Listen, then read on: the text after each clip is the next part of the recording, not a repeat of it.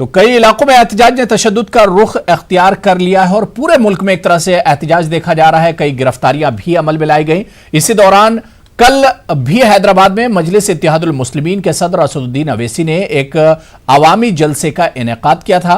Meeting में कई बड़े आलिम और जामिया मिलिया इस्लामिया की वो दो तालिबात जो इंटरनेट पर खूब छाई हुई हैं, जिन्होंने अपने साथी तालिब इल्म को पुलिस की लाठियों से बचा लिया था, उन्होंने भी इस प्रोग्राम में शिरकत की।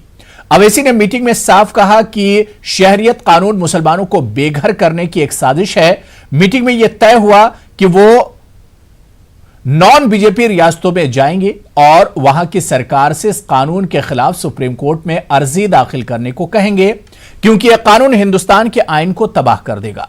मीटिंग में यह भी तय हुआ कि पुरअमन एहतजाज की हिमायत की जाए और मुल्क भर में एहतजाजी जलसों का इनेकाद किया जाए और तकरीबन 6 से 7 महीनों तक एहतजाजों का सिलसिला जारी रखा जाए।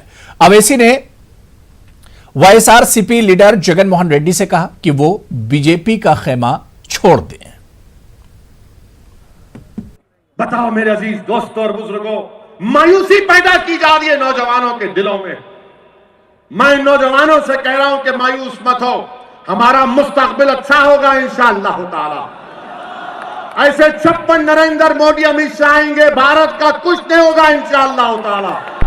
हम यहां पर बाइज़्ज़त शहरी थे और रहेंगे इंशाअल्लाह ताला।